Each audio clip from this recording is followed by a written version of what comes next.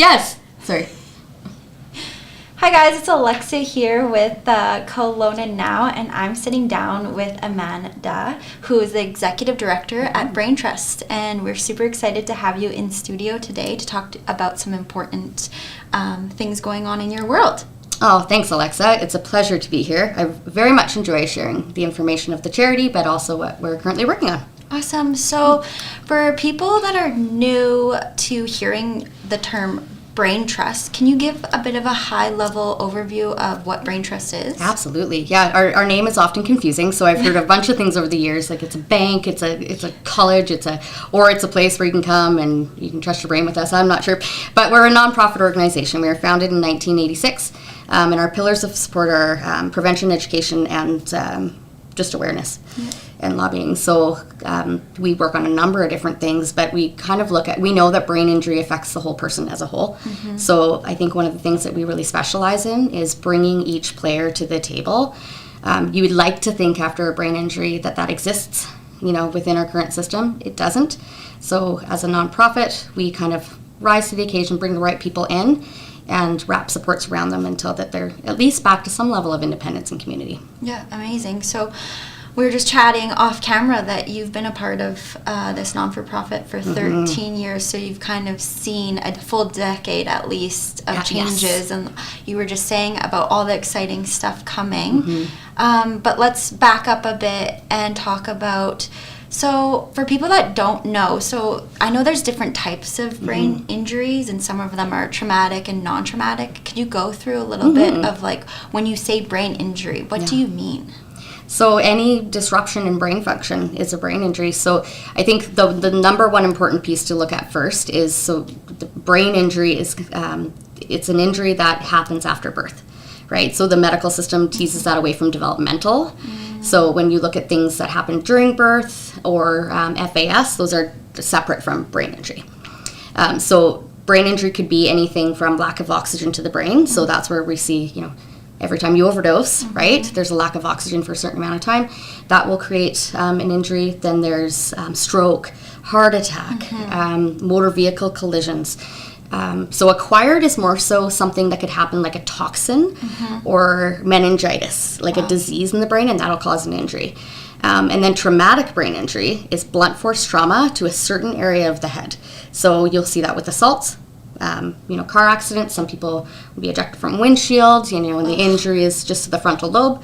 Yep. So those are kind of some definitions, but like after 13 years, and actually I'll kind of go back to, yes, I've seen a lot of change. I remember the first conference I went to up at the university when I first got into the industry, and they said once the brain is injured, it's fixed. Mm-hmm. There's about a 7-year plateau where you might get some healing, but there's no recover. You can't recover.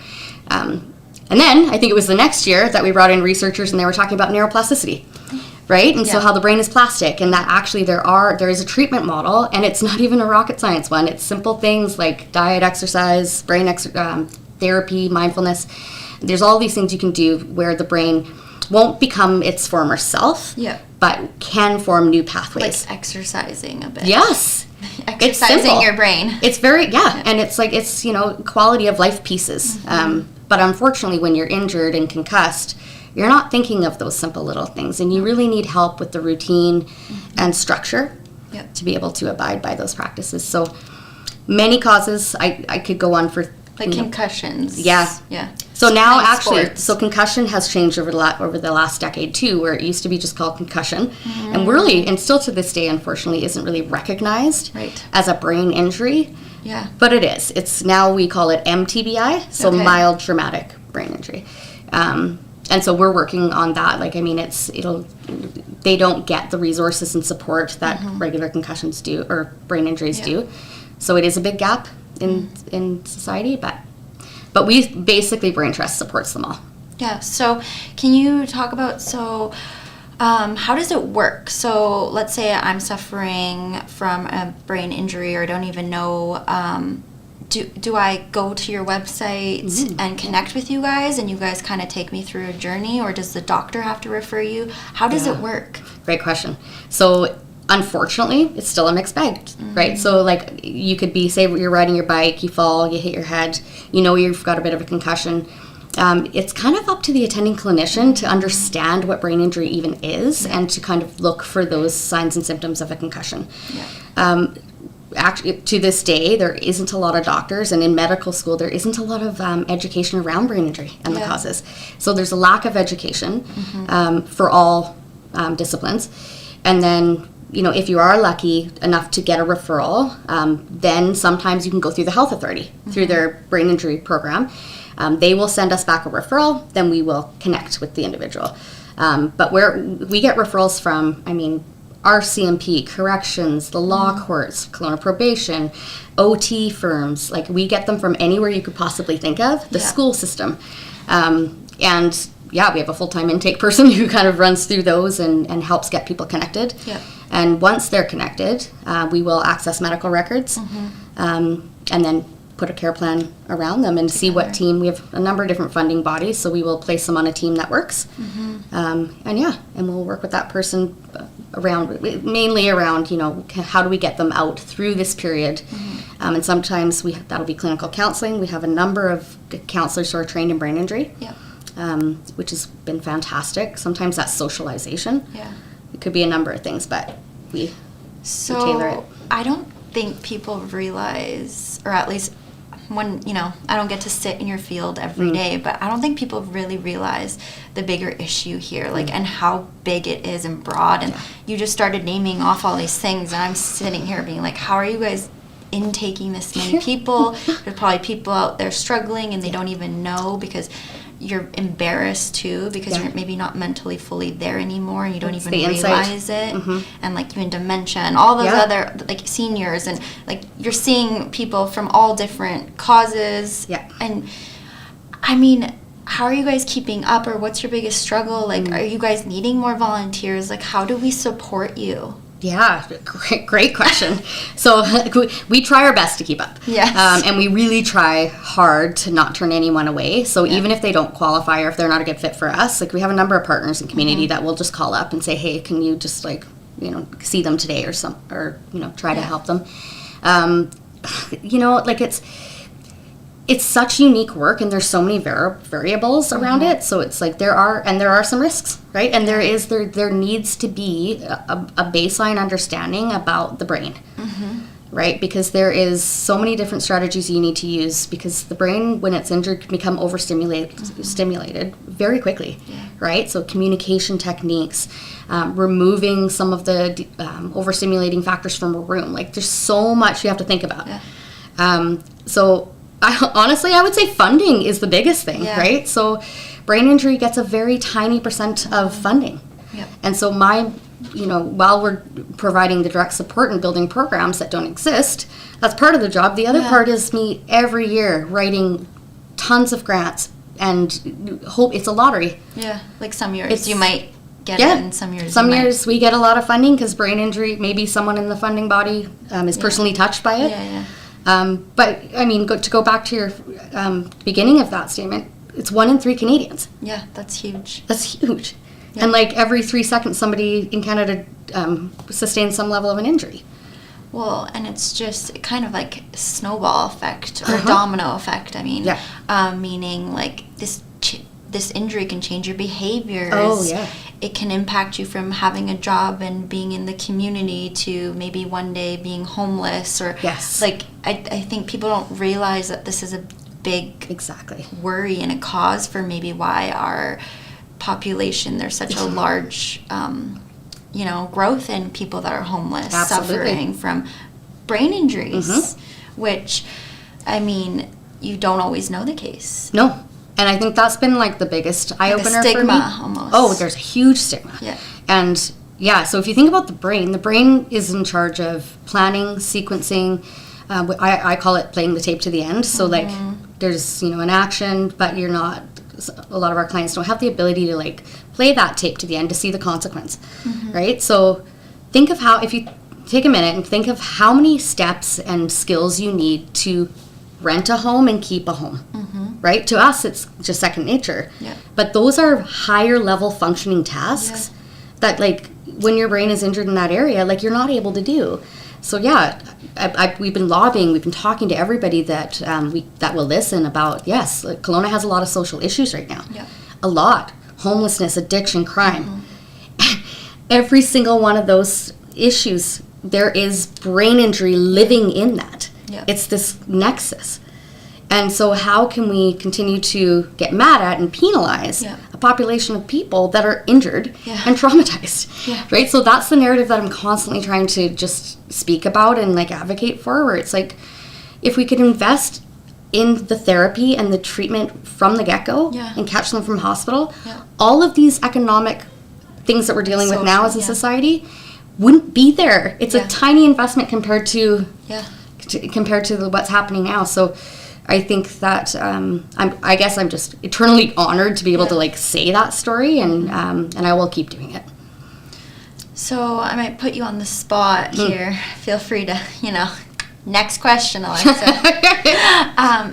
What got you so involved, and like why? I feel like people that usually give back so much, like your job is not easy. You probably have moments where you're like, I can't keep doing this. Like you usually non-for-profit sectors, you're giving more than what you're receiving. 100%.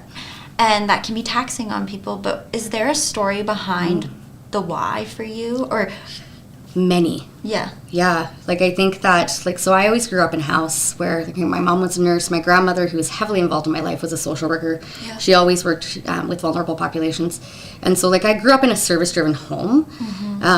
But, it only took me about 6 months working at Braintrust to meet my first survivor, who blew me out of the water. And the resiliency stories and like the positivity and like the growth that happens after traumatic events, where society will consider them disabled or whatever, but they're some of the most brilliant people like I've ever met in my life. Their intuition, their kindness, right? So I think I learned a long time ago like the humanity of these individuals, and they became my teachers. And so I can't imagine walking away from this population or never serving this, or choosing not to serve the population, because I'm in love with serving this population, you know what I mean? It's not work. And that sounds cliche, but especially now where things in governments are starting to recognize brain injury, and there's things that are coming and science is catching up. It's like, I'm even more excited. So I drank the Kool-Aid, as I say, and I can't spit it out. And I will continue doing this. Yes, it's a hard role, and working for non-for-profit is very difficult, but the rewards are far greater. Like when you see, and I'll give an example of like when I started the crime prevention program in 2017, and I discovered that there was this huge amount of people in the justice system that had brain injuries and were unrecognized. Like no one would recognize it. They weren't being treated for it, and then they were coming out, way worse off than when they went in. And so like I took, in that first year, I was able to support like 5 individuals who were, and very great stories, I'll tell you another time, but they're good stories. We'll get you back next month. Okay. So watching, some of these guys were juvenile system to adult system, foster care system, and now they're in the adult system. They've been in the system their whole lives. And when you actually, like, I saw them thrive because I cared about them. And they were so used to being glared at or treated. Like I think I visited the correctional facility, and I left that day, and I was like, I can't forget this. And you can never give up on anybody. And that's what I've learned, that people are so resilient, and they just need at least one person to care and to have their back. I just think it's so easy. Like here we are sitting, like I would say, I think I have a healthy brain. You have a healthy brain, right? Like we're sitting here, you've got a job, I've got a house, all that kind of stuff. I could walk out this door and social settings, environmental settings, I could get traumatized, and then my whole story is changed. And if I don't have people like you or Braintrust there to support, then again, it's terrifying. It's scary. It is. And that's the story that I tell often too. It's like people don't understand. Like they consider, it's a brain injury, and they attach it to a certain population. it can affect anybody at all times. Like I have stories from, yes, people sustaining injuries while being or experiencing homelessness, but then I have stories of, working with a man who came out of hospital who was a 6-figure earner a year, lawyer, who, drove his motorcycle, got in a motorcycle wreck, now is at a hospital, was put on opioids at the hospital, was cut off, he's out, you know what I mean? And within 6 months to a year, his wife was gone, his kids were gone, he's addicted to crack, and he's homeless. Yeah. So it can affect anybody. Anyone. So I think that's what keeps me going, though, right? Is that, their ability to speak up clearly for themselves after injury is often impacted. Yeah. So it's an honor to be able to kind of just, be the loud voice for them. Yeah. Because it's such a tragic thing. So are there people or genders that are more vulnerable to this? So men are typically, definitely, we see more men. Yeah. And typically that's from the teenage hoods to, I think it's 25, where it's just riskier behaviors. Mm-hmm. So that's what we used to see. But now there's a lot of research being done about around intimate partner violence. And so the rates of women who don't disclose their injuries out of fear of it being weaponized against them, either in the court system or any system. Yeah. So those statistics are coming out and they're shocking. But the statistics of especially Indigenous women are probably the most severe. And that it has a lot of variables to it. I mean, it's no different from all of our other statistics around our Indigenous Canadians. And so, I mean, it's tough. Once you start kind of looking at all of them, it's every vulnerable population that you can imagine. Mm-hmm. There are high numbers of brain injury in every single one. So we touched on, we're going into almost June, so that's Brain Awareness Month, so let's just buzz that around and talk about it. Yeah. But I see on the website, people can go donate, so you need funding. Yes. So, it's tough out there right now, but lots of us, go to Starbucks and get a coffee for $6, or you have that little treat that you give yourself. I mean, even if people are donating, if I had, 30 people donate $5 to $10, it all helps you. 100%. So we can donate online. Donate online. You can attend we do an annual conference every June where we bring in, and not just brain injury specific, but top researchers around addiction, mental health, and corrections. This year's event is at the Grand, so even coming and learning. Is it a free event or can that's our fundraiser. That's great. So you need people to register. Yes, register and come and be a part of the conversation. I always say to people we have these things like rant and raves and stuff where it's just okay, great, yes, you've got some points, but come and be a part of the conversation. Mm-hmm. We've got city members and provincial members and federal members coming this year because they're starting to be invested. Yeah. So, you can attend that. You can, for context, if someone donates $1,000, that would pay for, because we have sliding scale counseling, that would pay for about almost just under 10 trauma therapy sessions. That's amazing. That's huge. Yeah. Right? And so and that's the good thing about us is we are a grassroots Kelowna nonprofit. So the money stays here. Yes. And the donations, if you want to know and if you want to choose exactly where it goes, I will let you. Yeah.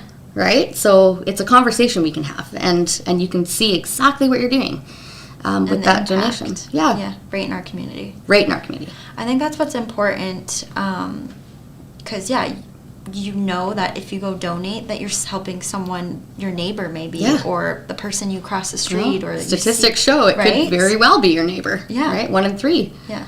I know. Crazy. Yeah.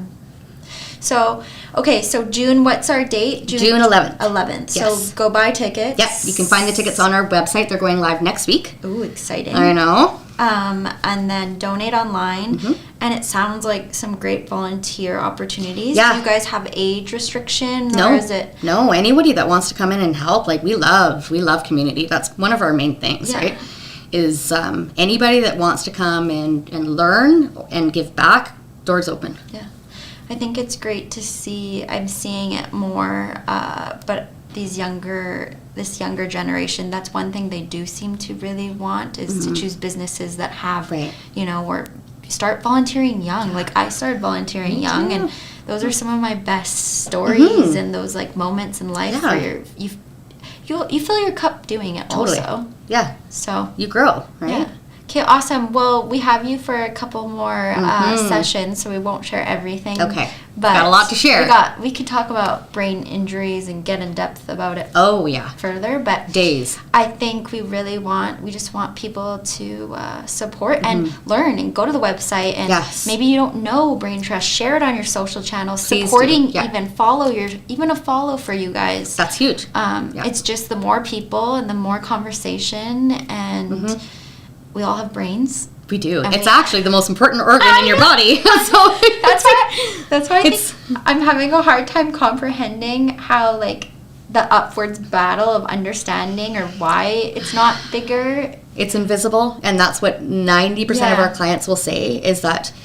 And actually, this is kind of sad, but I've had clients say to me over the years that if only their disability was being blind, they'd have a cane and people wouldn't judge them. Right. Right? So that's kind of sad. Well, yeah, and you don't want to wear a shirt that says I have a brain injury. Right. No, they want to be treated like regular citizens, which they are. But yeah, and that's what we fight against. It's called the invisible injury. Yeah. And we just got to make it a little more visible. Yep. Perfect. Okay, well, thanks for joining, and I'll see you next month, and thanks for watching.